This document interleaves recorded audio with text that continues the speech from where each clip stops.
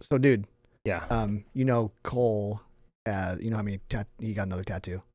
Did you know I that? saw that he posted something on Instagram. Yeah, he got his third, which really I'm supposed to get one to match. Sorry. But here's the deal. Did you see how low it is it's on his tricep, but it's down pretty low? Yeah. So I told him and we agreed. Now, he's 18, so he does whatever the heck he wants in theory. Yeah. But I said, dude, He's still living under your roof? He is. He is. I knew you're gonna cut that out. So I said, Cole, you get the tattoos you want. You're a young man. I think you really need to make sure that none of them are visible unless you want them to be. Yeah. Like they should be able to be easily covered up. Yeah.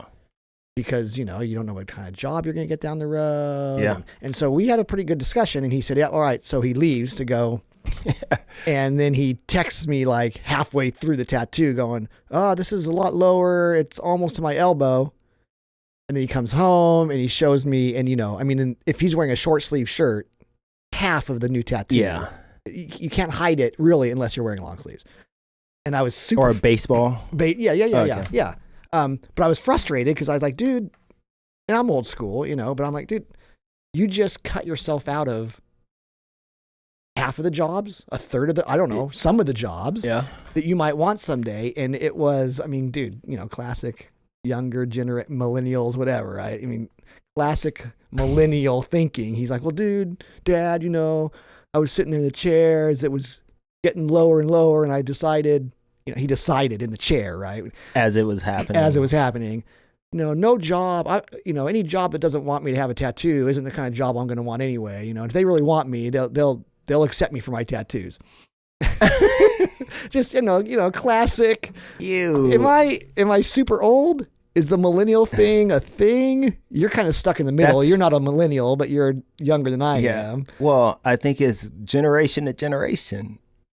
That's not millennial thinking. I think that's just 18-year-old thinking. 18, a little naivete. Yeah, but and I was the same way. I said to myself, I was like, do I really need a degree? But it was back. I graduated in 97. So like you could go get a job making big bucks in the computer field without a degree. You needed like a certification or something. And I was like, I really need to go to college. Okay. So that part's not millennial. Is it, maybe I'm being too hard on the millennials. I'm an old guy because there is a part of me that goes, he's basically saying, I'm going to be so awesome. Yeah. That if a company wants me, they're not, it won't matter if I have a tattoo or not. Yeah. Like I'm entitled to have a tattoo. Well, I'll say this. I think companies now, and I think this should be the case. I don't think whether you have a tattoo, somebody can be judged by a tattoo or not, whether they can perform. Now, if you are going to be someone that's going to be with people, presenting things, that may be, a tough place where you're, your circle. Yeah. The room where you actually have areas where you can be a part of that and make money, you probably won't be able to do that very good. or you don't have a bigger pool. The pool is smaller, right? But would you tell me if I'm being an old fogey, dude? Tyler, do we need to start presenting? We'll figure it out. No, I think this. Am I being old fogey by saying millennials, younger generation, have some level of like different expectations or entitlements in the workplace I don't know. I think you have to look at how this came about. Okay. You presented as these millennials and it's not these millennials. You look at how it came about. Like my generation, Google was kind of like around that time. And their philosophy on office, on creativity, that kind of changed it for everybody. They're like, hey, the more space we give people to think, the more room we give people to grow and be who they are, creative, and be in a very creative space, the more success our business gets. And I don't think they were wrong. Right. So this is like Google 2.0, Google's office, workplace philosophy 2.0 today, where we think it's out of hand, but it's not necessarily out of hand. It's just more room for creativity. And, you have to expand your mind. Well, and we have said, in like our culture at SSM, Saddleback in our youth ministry, we kind of say, hey, as long as the job's getting done, we don't care. Yeah. It's more than that. Come in late, go to coffee, bring coffee in, bring your dog into work. We don't care. Well, that's why I think the old fogey in you, because it's not just about like getting the work done. There's a philosophy behind. Tyler would agree with me. There's a philosophy. What does he know? He's 26. He would know though. There's a philosophy behind allowing people to be in a very, like, if you think about like musicians when they're recording their albums, you may go to the studio and you'll see they have red curtains all around the place. They may have a certain scented candle. Yes. And it's there to spark their creativity. And companies are learning that. They're learning we need to give people more space. So let me give you a hypothetical. Creative. Yes. Let's just pretend in a workspace full of 26, 27-year-olds, some older people. Yeah. Somebody decides to bring a dog to work. I'm just going to bring my dog to work. I just, hey, man, I'm just bringing it. Okay, my workplace is casual, and it's going to spark my creativity. The job's still going to get done. That's where you got to read. You got to read. You got to read. It's therapeutic. Dogs are therapeutic, especially if they're cute and lovable, and you can't be mad, right? The deadline, look, the deadline is Tuesday. Your boss is coming to your office, and he passes by a cute Labrador retriever lapping water. Like, you can't be mad when you walk in the office. You mean as a boss? Yeah. I can't if he's whizzing on my carpet. Okay. This is a generation what if you're another one of my employees and you're allergic to dogs, or you got bit by a dog as a child, and now you're saying, I need a safe space at work, and this dog is invading my safe space. Okay. What's more dangerous, a cute dog or the cigarettes that your generation used to be able to smoke right at the desk? First of all, I'm not that old. I'm not that old. But it's funny when I watch movies where you see the ashtray on the desk, or they're drinking scotch at a meeting. Desk. Can I get you a drink? And they got some lady in a tight skirt who comes in and lights their cigarettes and pours their drinks. I mean, I think that's terrible. Of course, I got your back, millennials. But I do too. I think it's just creativity. Like, you give people more space to not be who they are, but just to be comfortable, feel a little ownership. Right. Creativity can only happen when you do that. I hear you. Yeah, right. All right? Hey, these are all just hypotheticals. AC. I'm just inventing scenarios. My son has no elbow tattoos, nor have I ever seen a dog in our youth ministry offices. That's the first one. We got more lined up. We're gonna make this the happiest place. But what I am gonna do next week is smoke in here. During a parent counseling meeting. That's a soundbite. Just to bring back the good old days. All right. Should we start this thing? Yeah, all I think let's get it going. going. Let's go.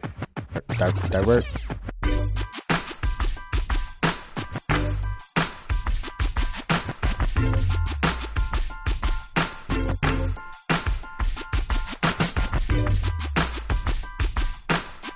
Producer Tyler in the house. Let's talk youth ministry. Tyler in the house. All righty. Dude, welcome back. What's up? All right. Okay, AC, let's jump right into it today. Yes. Enough small talk. We bantered earlier about millennials and all the problems they cause. Be creative, millennials. I hear you. Create the future for us. Hey, I'm counting on the millennials I need the millennials to Let's vote go to for the moon. To get Bernie Sanders in office so that they can all support me in my old age. We're going to the moon with millennials. Universal elder care is what I'm voting on for Bernie We're vacationing on the moon. There we go. With millennials. Thanks to the millennials. All right, let's go. All right. Okay. Here's a topic for today. Yes. 3 questions every youth pastor must 3 questions every youth pastor must ask. Now, it might be 3. My hunch is it's going to be more than 3 because I've got 3. You've got 3. Yeah. And there's 52 questions, right? But these are the ones there's no way your 3 match my 3 exactly. Yeah. So it's really going to be 5 or 6 or 4 questions every youth pastor must ask. and we'll just jump into it. We'll have one of us give our 3, and then we'll kind of push back and forth, and then the next guy will do the same. So do you want to go first, or you want me to go first? You go first. Okay. Yeah. My 3 questions that I believe every youth pastor must ask himself or herself would be, and I think these are in order because they kind of build on each other in my case. I think number 1 is, why does our ministry exist? Like, at the end of the day, what's our purpose for existing? Yeah. What are we here to do as a youth ministry? If God himself showed up and said, this is why you're here, what do I think he would say to us? Why do we exist? Number 2 would be, where are we headed next? Where are we headed next? And why I think you have to have number 1 first is because where you're headed next, in my mind, needs to, at the very least, not ever contradict why you exist. So if our youth ministry exists to reach as many unchurched teenagers as possible for Jesus, if that's why we exist, then where we're headed next should always help me accomplish why we exist. I don't ever want to be headed somewhere that doesn't help us do why I think we exist to do. But I think a vital question for any youth pastor is, sometimes we get stuck in the muck and mire of today, right? Man, I've got these emails to return. I've got this upset parent who I really do need to talk to this upset parent. I've got this lesson I have to write. And the big old hairball of youth ministry, it just never quits spinning, right? I mean, you know it. You go home and you're on a date with Sandra and you're thinking about the conflict you had with a student at life group or whatever. It never. So I think a youth pastor has to, know, because of all that crazy isn't the driving force of your ministry. The driving force of your ministry is, why do we exist? Yeah. And you have to be able to step out of that spinning crazy once in a while and say, okay, this stuff will always be going. Yeah. Where do we need to go next? What's God got for us in this next season? What's the hill we need to tackle? What's the mountain we need to die on? Where does God want us to go? And so it's evaluating, it just seems like there's not very many first timers. Okay, well, maybe in this next season, we need to go after visitors. Yeah. Or it seems like our kids can't articulate their faith. Well, maybe in this next season, where we're headed next is helping our core kids understand the basic tenets of faith or whatever. Yeah. So why do we exist? Where are we headed next? And then building on that, the third question I think every youth pastor has to ask. Let me just jump on that first one. And when you say, why do we exist? I think it's important that you know that, because there are a lot of people who can give you that answer. Everybody has an answer. Everybody has an answer on why you exist, right? So like the mom who loves the Bible and who loves reading wants her son to know it, like memorize the whole Bible. That's why you exist. You should exist so that my son can know the Bible back and forth. Yep. The other one, my kids are in my hair, or they just need things to do. You should be doing stuff. You exist to be a babysitter. You exist to be a babysitter and keep my kids moving forward or whatever. Yep. So knowing why you exist, I think that's the first thing you need to put out. And I think, like you said, everything else feeds from that. Because if you don't, everybody will have an idea why you exist. And by the way, the mom who says you should be discipling and helping my kids memorize the Bible, that's not a terrible reason. No. Even the mom who says you need to be doing a lot of stuff. You need to keep our kids busy. That's not a terrible motive. In fact, she probably has a very good motive for it. Oh, totally. Right. And so maybe, but if you don't know, if you haven't already answered that question, then everybody's agenda becomes yours. And it becomes an issue you have to wrestle through again. Mm-hmm. Right. Oh man, she wants us to do stuff for homeschoolers. Is that well, maybe we should do stuff. Oh gosh, this mom says we got to do Bible quiz. Well, maybe does our ministry exist to do Bible quiz? Or, everybody's agenda becomes a valid agenda that you have to weigh out versus when a mom comes and says, hey, I was wondering why do you, and we've heard this. Yeah. Hey, why do you guys make the weekends so upbeat and fun? They're not deep enough for my high school senior. How many times have you heard that? Yeah. Right. Well, when we know why we exist, we can then explain exactly why our weekends are designed the way they are. Yep. So Exactly. why do we exist? Where are we headed next? That's good. And then my third one is, because where we're headed next has to fit into why we exist. And then my third question would be, who or what is going to help us get to where we're headed next? Yeah. So what resources do I need? Yeah. If where we're headed next is discipleship for a season, because we got to shore that up. Yeah. Right. And discipleship helps us achieve why we exist. Then I have to ask myself, well, who are some people, key volunteers, parents, other people in the community that can help us write discipleship curriculum or can come and help us evaluate our current discipleship climate? Yeah. What volunteers also have a heart for discipleship? So now I'm going to the bank going, who was the dad that said, we need more discipleship? Yeah. Right. No, that's good. Now I'm going to him going, hey, you know what? A year ago, you mentioned we need more discipleship. And I think that's where we're headed next for a season. Can you help me figure that out? Who, and then what is just, do we have is it going to cost money? Yeah. Do we need to ask for an extra room on Wednesday nights for that program to get developed?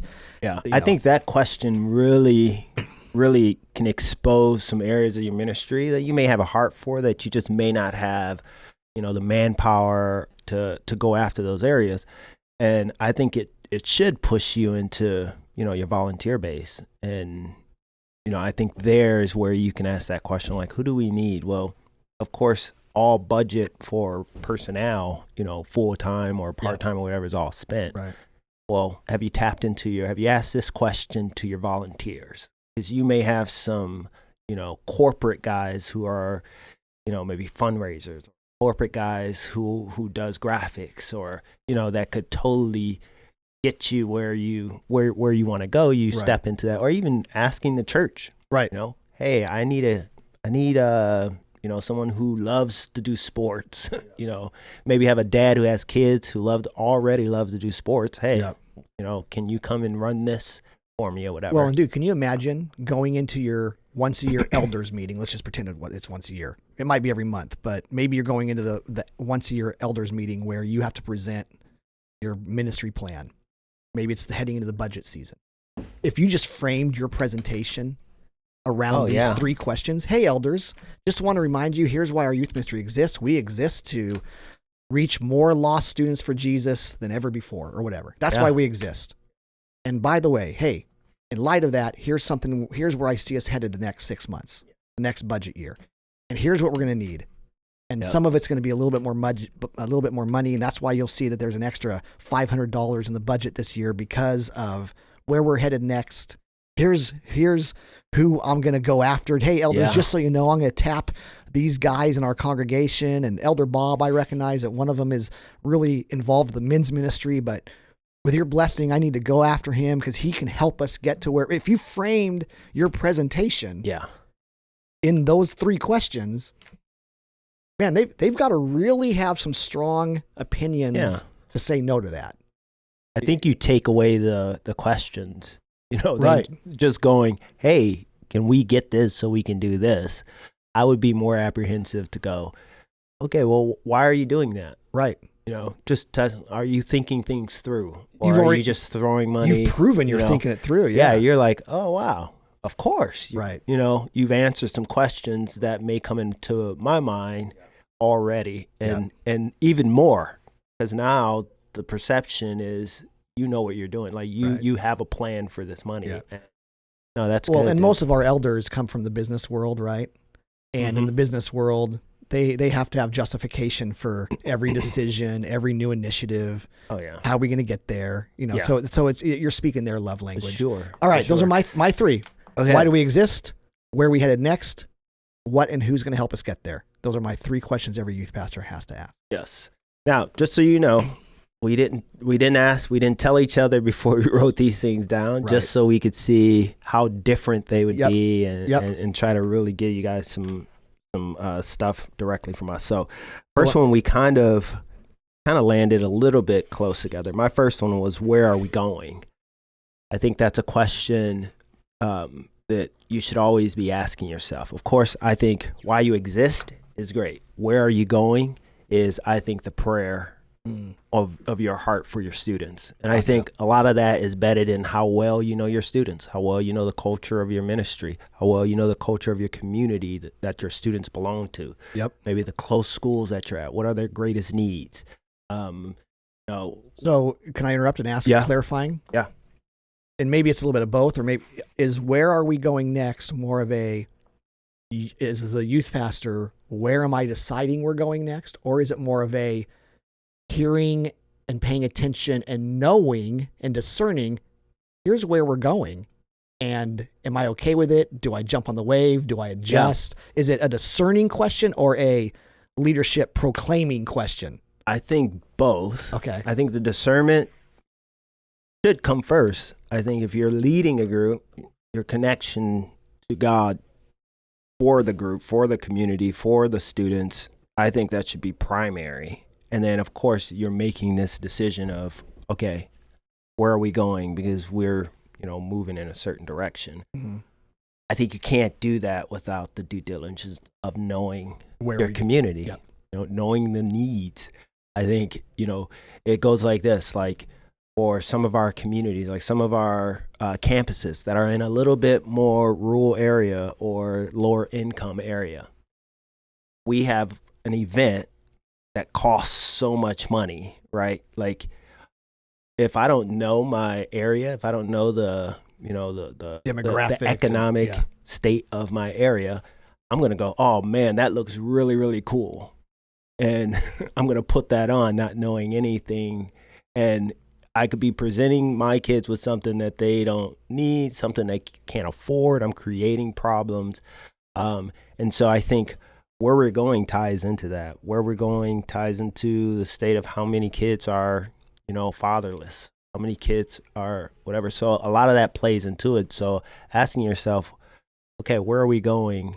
Even if you broke it up into seasons, where are we going this season? We feel like we just came out of a very huge relational season where our students bonded and, they have a certain bond. So where are we going now with that? Are we going to keep riding that wave? Are we going to keep riding this wave?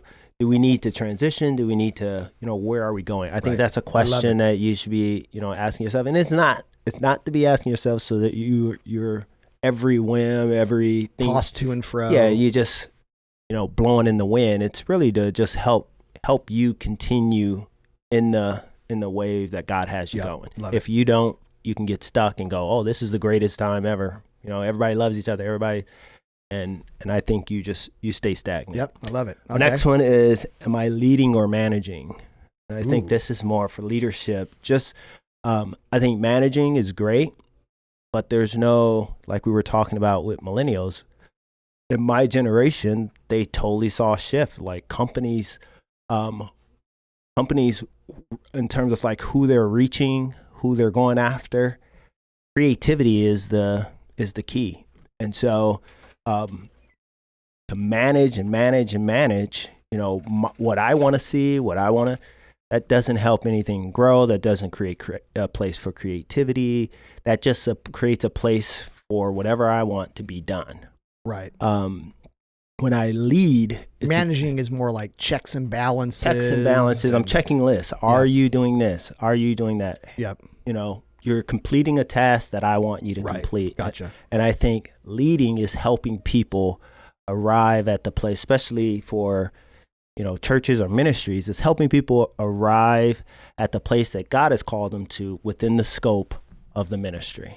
So somebody comes and says, man, I would love to be a part of HSM or JHM or whatever. Great. Of course we have like, hey, here are the areas you can serve in. Leading allows them the ability to see things different than managing, right? Mm-hmm. When I manage, the only thing they can see is what I put in front of them, pretty much. When I lead, I'm giving them the whole scope. I'm giving them just a broader brush to stroke with versus, hey, here are these tools for this type of job. And so I used to get together with another junior high youth pastor. And his church was about the same size as ours. He had about the same number of employees, interns. And he would, every single day, he would start his day the exact same way for about the first half hour. and he would bring each person, like 6 of them, in one at a time and spend about 5 or 6 minutes sliding them their to-do list for the day that he created, and then double checking their to-do list from the day before and making sure, oh, okay, that didn't get done. Let's add that to the top of today's. Okay, that got done. I can check that off. Okay. Oh, hey, wow. you got it? Hey, AC, you got it? You ready to go? You ready to go? Yeah. It's gonna be a great day, AC. You're gonna do great things for the kingdom. Boom. Next guy. Hey, Brian. Management. Yeah. Management. Yeah. Now, I would say he's probably leading at some level because he's the guy thinking through everything that has to get done, and he's leading the movement. I would say he was leading the organization. I think he's managing the movement. I would say he's managing the people. Yeah. He's leading the big picture, and he's managing the people pulling it off, maybe. Yeah. Yeah, I think that's right. It's at some degree I think you need to do both at certain times. That's what I was going to ask you. But I think for the growth part, like I think because we are commanded to be in community, to live in community, to serve together, not apart. Whether you're in leadership or not, a huge part of your goal is to help people reach their full potential in Christ. You can't do that when you manage. You can do that when you're leading. You can do that when you can inspire when you're helping people move along. You're helping people. Okay, I just thought of a saying. A tweet? No, not well. Maybe. Can I tweet it? I'll let you decide if you want. But I'm just asking you because I just thought of this. Is it safe to say we would say something like this? Leadership helps things grow. People, organizations. Leadership helps things grow. Management keeps things from shrinking. So leadership is what grows things. Management is what comes in behind and alongside and keeps things from falling apart. Maintaining, right? Keeps things from falling apart. If things fall apart, it starts to shrink. Yeah. No, totally. You can be a leader and say, we're going to take this hill and we're going to get 55 new volunteers this year. Yeah. And right? Yeah. That's going to help us grow. I could come in behind you and say, okay, guys, in order to get 55 new volunteers, we're going to need 55 new applications printed. And we're going to need, right? And I'm managing so that vision doesn't shrink back. Yeah. I'll use our You on the Weekend for an example. Okay. Like the beginning of it, we assign a leader to each school. So somebody that's on staff to each. I could totally go in there and the kids wouldn't fuck up against unless they've done it many times and they're like, man, you're managing us. Get out of here. I could come in and do that, or I could come in. How it's supposed to be set up is you come in and you open up the door to whoever wants to be a part of it. You don't have to be a part of, Saddleback HSM to be a part of planning it or whatever. And ideas galore. What do you guys want this to look like? Yeah. I want to take the ceiling off. Yes, we'll figure it, kind of like dwindle it down to budget and everything. But at this point, we just want to go for the moon. Our goal is to get as many students from your school to participate encounter with Jesus. Yep. Either that's through participating or showing up to watch. What does that look like? What are some ideas?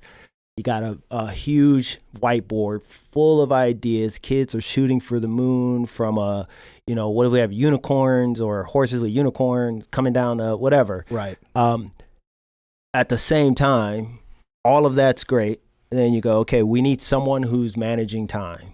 We need someone. Now we have all these great ideas. Budget. Somebody's going to manage. Somebody's going to manage budget. Somebody's going to manage. This. Who has a heart? Who loves doing that type of stuff? Right. Great. Okay.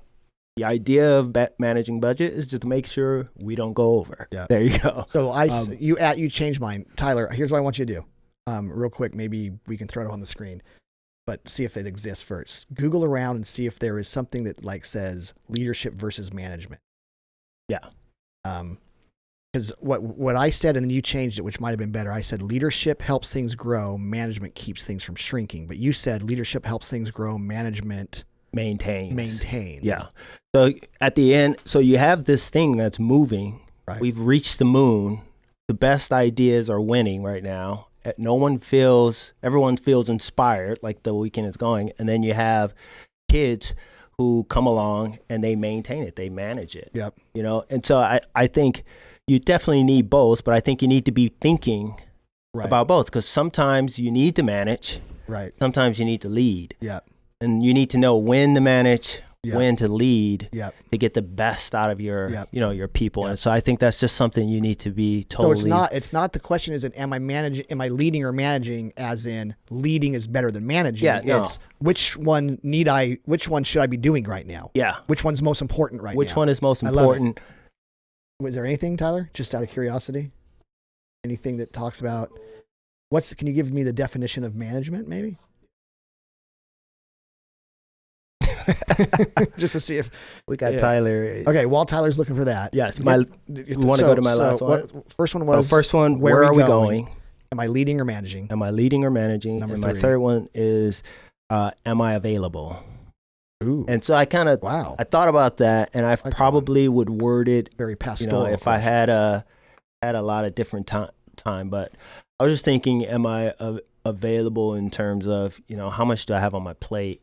Am I managing my time well, so that I can be available to the team, whether it's, having a one-on-one? Am I receptive to what's going on in my team's life, or am I just looking at the bottom line? Am I looking at my team going, man, something's not right with him today? There's things going on. Or, oh yeah, he's in a relationship with his girlfriend. They've been in a relationship 2 years. I wonder how things going. Or just, am I perceptive? I love that. And I think sometimes when you ask that question, am I available? You're looking at, okay, what's my calendar look like? Right. Especially you got a calendar from work, you got a calendar with the family, but you also have, this. Yeah. And I think, while I do believe they all bleed together and at times, but I think sometimes that could hurt us. So I'm going to ask you a follow-up question, yes, and I'll let you noodle on it while I turn my attention to the definitions. Yes. So here's my follow-up question to you.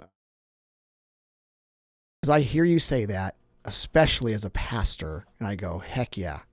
I mean, there's no way that's not a very important question. And then I go, but man, it seems like so many top-level leaders aren't super available. Yeah. So many leaders of big churches, so many leaders of big organizations. It seems like they become less and less available instead of more and more available. Oh, totally. So talk to me about that. Yeah. While I look at this for a second. Well, I would say you still have to ask that question. It's just it's in a different context. You can't do two things at once. Sorry. Talk to me intently. Sorry. Pour your heart out right now while I also read this definition. Well, I originally meant to talk about that to our listeners while you thought about my question, but I realized you didn't need to think. No. Yeah, okay, go. I'm listening to you, then we'll come back. Well, I think it's just you utilize it at a different level, of course. As the higher you go up, the less you're able to really. Let's take Rick Warren.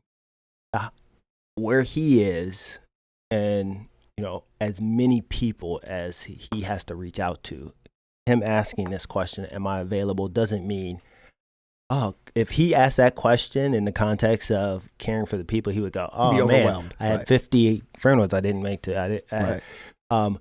At that level, you're asking the question, because of course there's management below, there are people overseeing, there's people that at that level you need to be asking, am I available, in terms of like, have I talked to this person in the needs of, so PMT, for instance. Right. That's our pastor's management team. That's our pastor. I need to be saying, am I available to. You're Rick, right. If I'm Rick, am I available for, these few guys that I have? Okay. Am I available? Yep. So you're saying, Rick, if you're Rick, for instance, it's more important to be available to maybe me than to one of our junior high volunteers. 100%. He doesn't care more about me. Oh, yeah. It doesn't mean he'd care less about him. He just, from a leadership standpoint, he's only got so much time. Totally. He has to be more available to me than, And he's expecting that I'm now more available to that junior high volunteer. Exactly. Right. And I think it just trickles down. If he's not, then that puts you in a place where you're just like, okay, Right. the vision, the inspiration, like being inspired, and the leadership kind of stops, right, to some degree, and you begin to, kind of like move in. And of course, the why we exist, the paradigm, right, everything, but there's just this leadership connection that you get inspired when he's speaking into you and speaking into. You know what I mean? Yep. So being available for those moments makes a difference in how you be available for them. So we would say it's every leader, every pastor has to be available. Yeah. To whom and when is always negotiable and always changing. Yeah. Okay. Yep. Here we go. Management, the process of dealing with or controlling things or people. Ooh.